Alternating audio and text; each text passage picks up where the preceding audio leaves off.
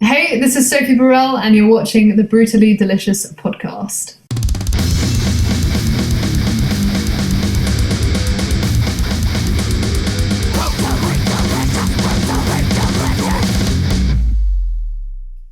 Hello. Hey, there's Chris. I'm Bruce. Right. Hello. There we go, right now. I can see everyone too. This is good. This is better. Awesome. Well, thank you for joining. I'm better now that I see is that an EVH in the background there? Yeah, it's two. So I've got the 5150 with loads of cables on top. Bad. That's not really what it should be used for. And then the 5150 Iconic series there. And there's actually another one here up on my desk speaker. It's the little 15 watt.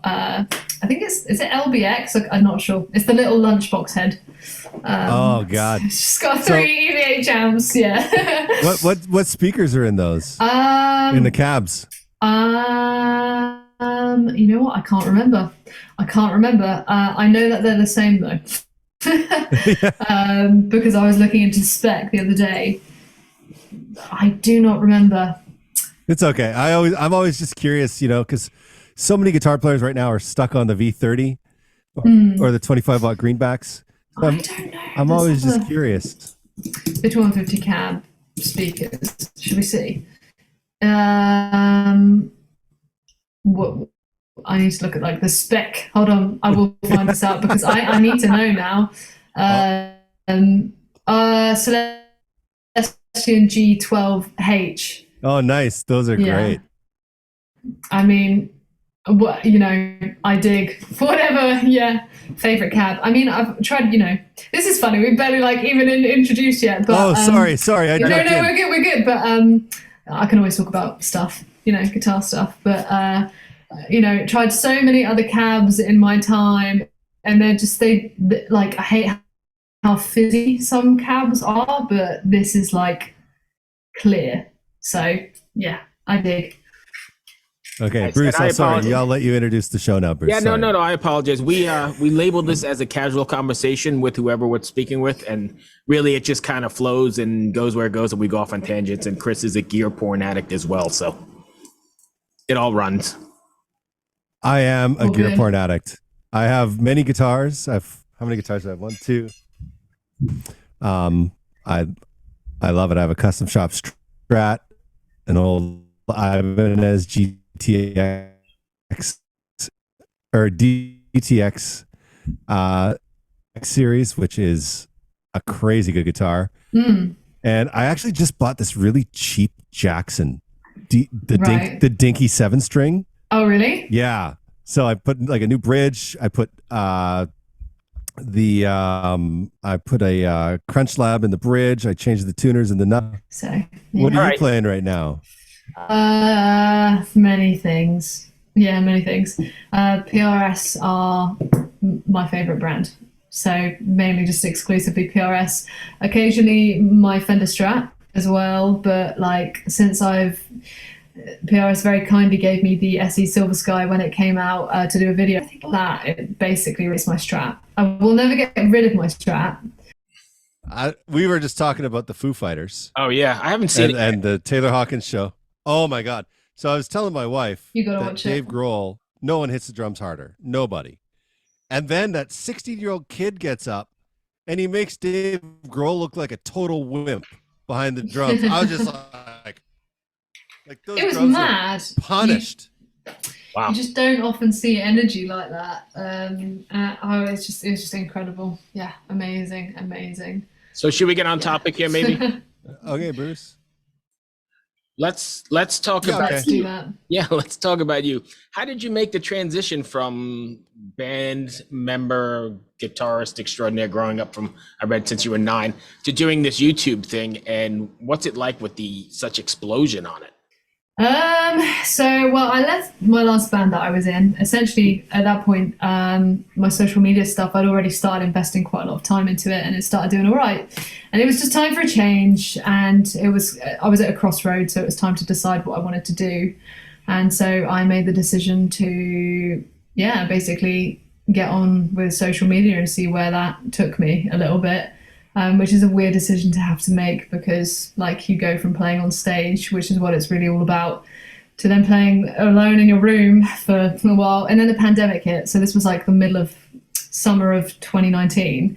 So I had like a few months off from, you know, just to kind of like de-stress and recharge from it. And then the pandemic hit and I was like, well, you can't play gigs anyway now. So I'm just going to do this all the time. And I did. And then it just, you know, it just grew. What were some of the challenges you faced when you first started doing it? I don't really know. That's a really tough question. Challenges like for instance, you knew how to play guitar, but what about like dealing with camera and lighting or getting audio, proper audio? Yeah, like the technical side of things. I also kind of have an interest in it because I always want things to look great. But I'm not actually that tech savvy. So it was very much so about asking my friends who are good at camera stuff, like, how do I make this look good? And then them giving me all of their lovely advice and then going from there. But yeah, I'd say out of all of it, yeah, definitely like the editing and that kind of side of things was definitely the slog sort of part of it for me, I would say. How many videos are you doing like a month, a week right now? It's hard to say because a lot of the time I batch film now. So particularly for Instagram, as you can tell from the outfit and the hair, if the hair and the outfit don't change, it's all recorded on the same day. So quite a lot in one go, and then I like drip feed them, release. But I recorded 2 full YouTube videos in the last week, which is less than that in the last 6 days because I am behind schedule. Bad right now, and I need to get a move on, so it's been crazy. So yeah, I'd say like 1 a week would be for the YouTube, and then like you could say like 5 for Instagram, but I mean I chill out. I don't really release as much on Instagram. It's like maybe twice a week or once a week if I feel like it. Because I'm not really at the point now where I need to be grinding so hard with it, which is amazing because I've been doing that for such a long time, and now I can give it some space and time until I have an idea or until I'm like, oh, it's probably time to do something again. So yeah, it's not too bad. Did you find it hard at first to be like self-motivated? Because like when you start a YouTube channel or trying to an social media following, it's like constant work. I don't think people realize how much work it actually takes to get off the ground. Did you find that exhausting? Did you almost burn out going through that process? I am still exhausted and I am still burnt out. I have not recovered from this. I haven't been on holiday in 3 years. I haven't had any time off in 3 years. Yeah, that's right, 3 years. So September 2019 was the last time I ever had any time off. Oh wow! So I am dying, to be honest, but it's so hard to stop working and to do that. But yeah, I am always burnt out and yeah, permanently tired. Really, I mean, it's amazing, but yeah, I'm permanently exhausted.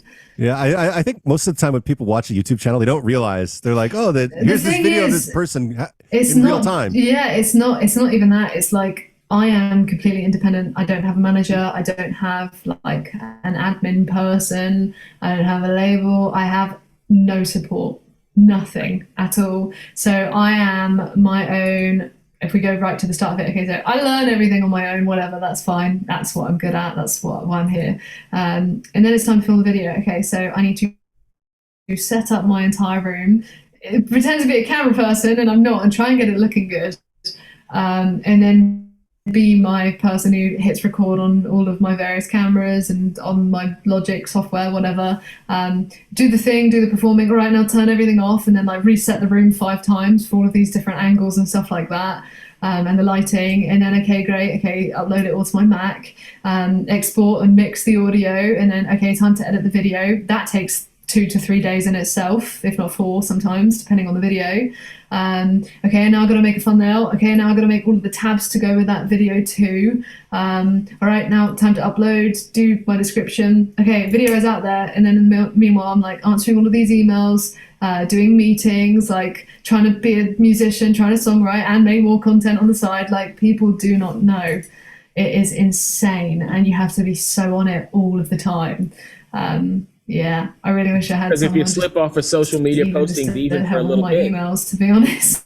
Yeah, and if you slip off social media, even for just a little bit, you're replaced. Yeah. You got to be right on top. You do. Yeah, it's very hard to stay relevant in a thing that moves so quickly.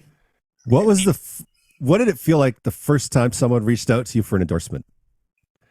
Oh, amazing. Yeah, I mean, I think my first endorsement was with a string. Oh, I keep hitting this. My pop show. My first endorsement was with a string company, not the current one that I'm with. And I was like, yeah, okay. It was a small contract. It was only 6 months. So I ran with it. And it was just like, oh my God, like someone wants me. Yeah, it was a cool feeling. I think I was probably 17 at the time, so quite young. And I was like, yay, look, Ma. I made it. I endorsed. Yeah. So yeah, it was cool. It was cool. Well, what do you think was the most shocking endorsement that you got? PRS. Yeah? Yeah. When they reached out to you, were you just like, holy cried. shit? I sobbed when I made the post and I announced it. I fucking cried for like an hour because it's like my first tattoo was the PRS birds. I've been playing the guitar since I was 12, like a really, really big deal for me. And ultimately it was like a life goal of mine. And I was like, to have achieved that I was 20 at the time. I was like, holy shit. Damn, like, well done me, pat on the back, I guess, because yeah. So yeah, they reached out, and the first time they reached out, I actually initially had to decline because I was already in a contract with a different guitar company. And that was what was that like? It was gutting because at my heart, it was horrible, to be honest, like not a fun time because there was no way out of that contract and I wasn't that happy either. So, and they knew it and I knew it. And basically to turn down your dream guitar company, to have to say no to them, I basically was like, wait for me, please wait for me. And they did. And then when they came back again the second time, I ended up getting a better deal really anyway, because I was in a different place. So I went straight to the US, like HQ, rather than the Europe side of things, because they do more of the social media side of things over there. And yeah, it's been incredible. How cool is that? I love them. Where is their headquarters? Yeah, Maryland. So, that's right near us. Yeah. Oh, really?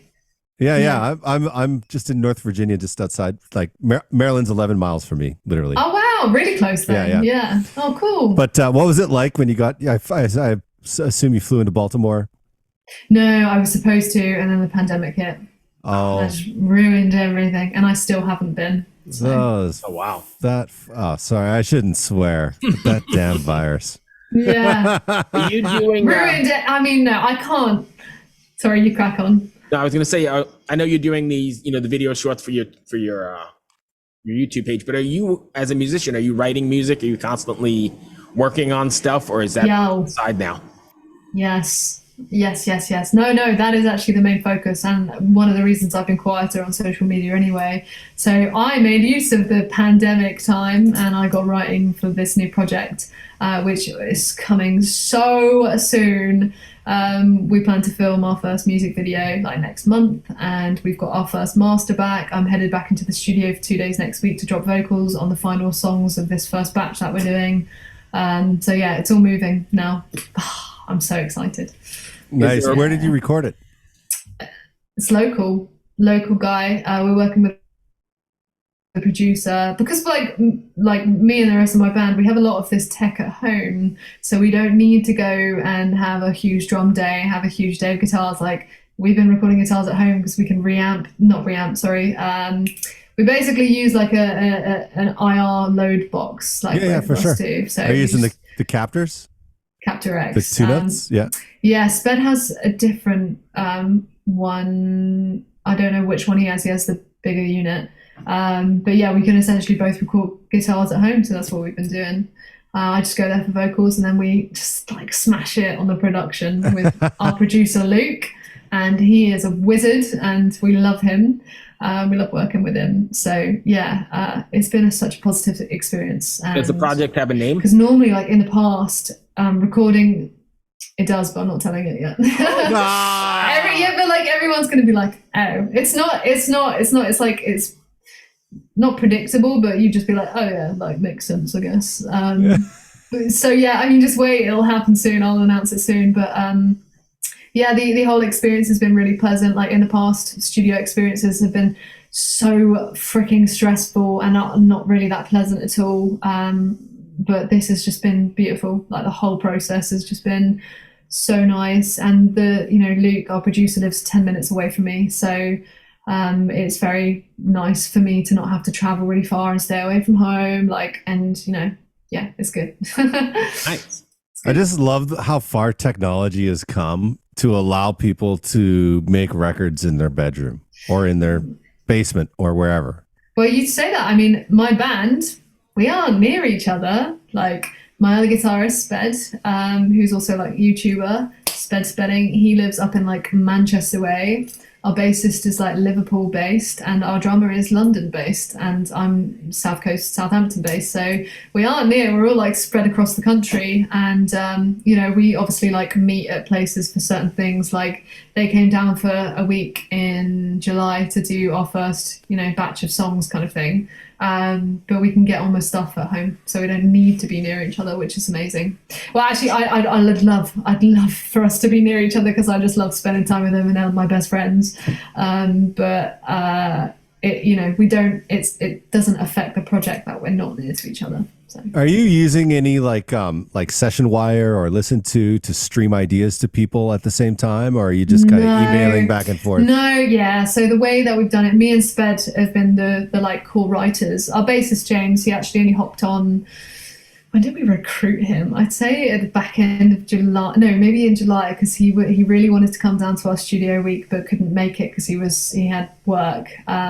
He does cruise sort of band work, does stuff on cruises. Yeah, so he's the entertainment for that sometimes, and he was like doing one of those. So he was like, I really wish that I could be there, but obviously he was away.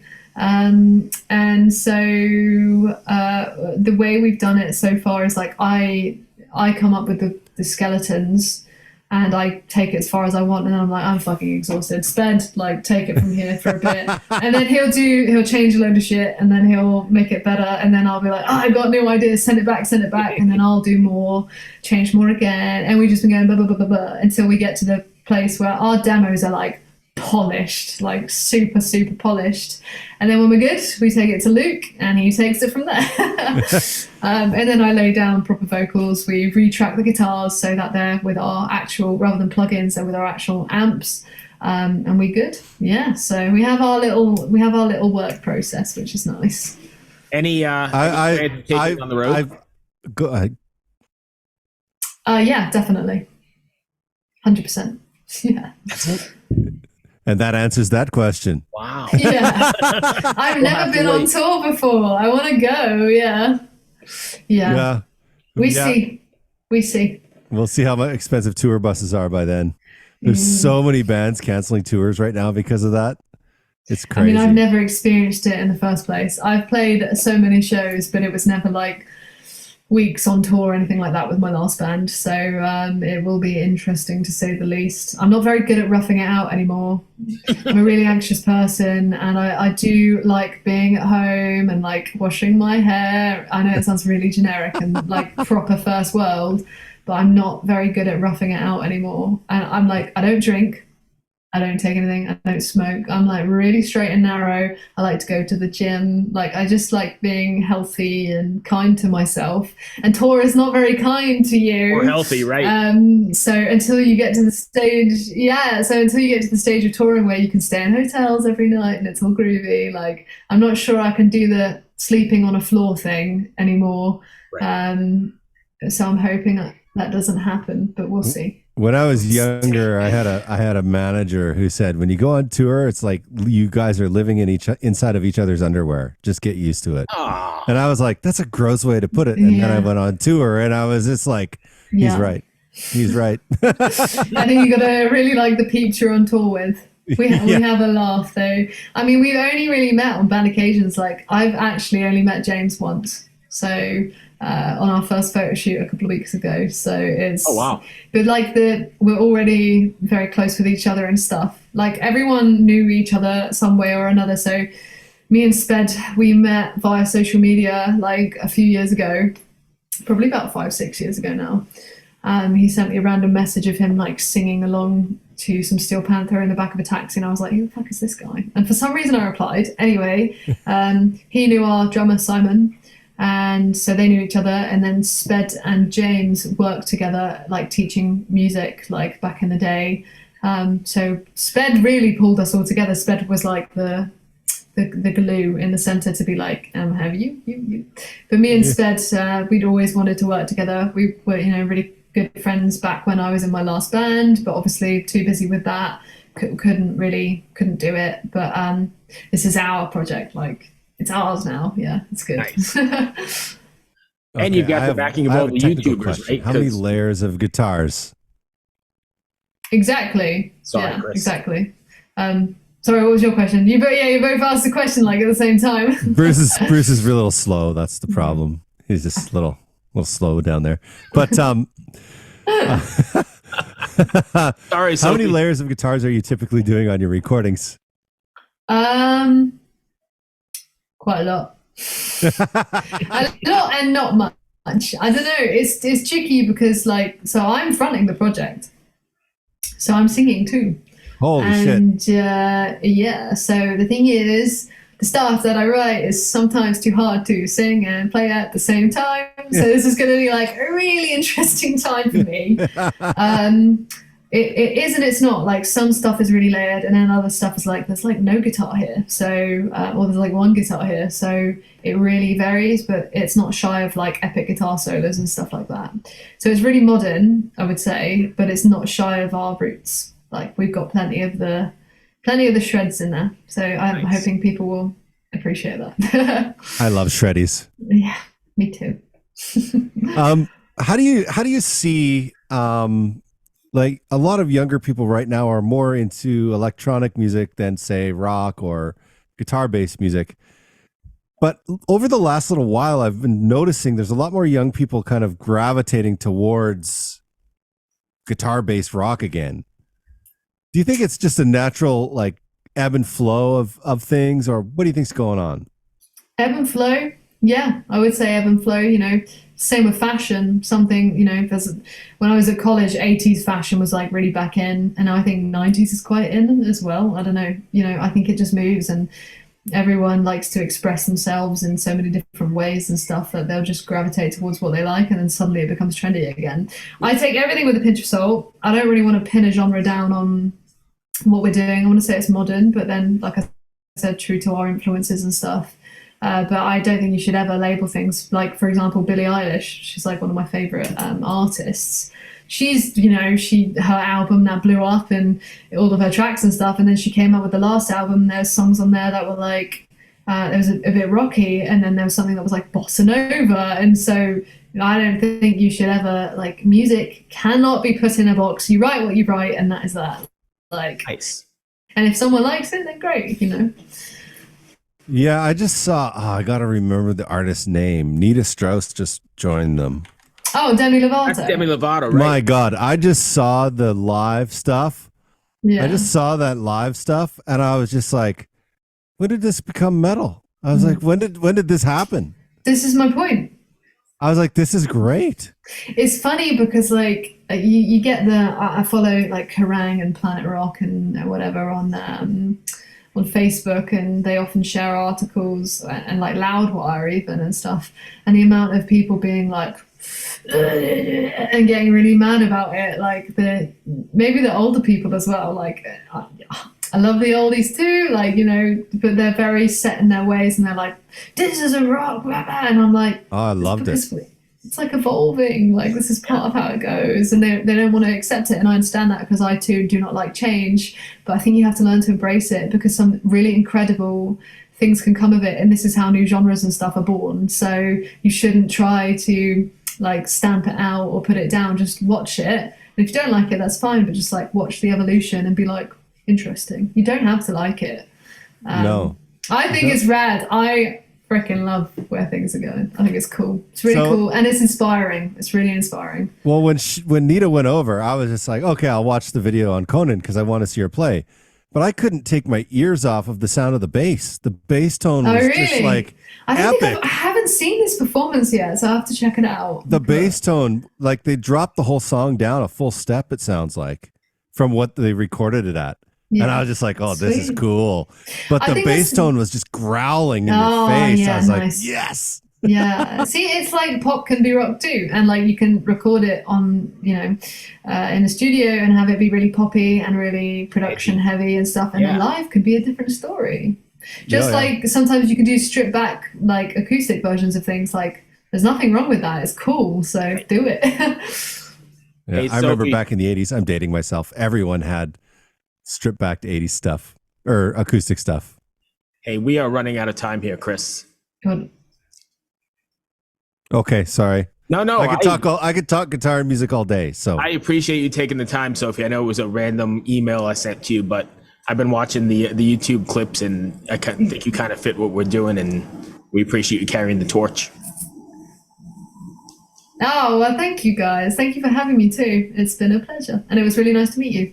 You too. Hey, good luck with everything. I see you're perfect. Thank you so much. Continue to do well, and we'll talk to you soon. Rock cool. on. All right. Lovely to meet you guys. I'll see you later. You too. See you. Bye. Bye.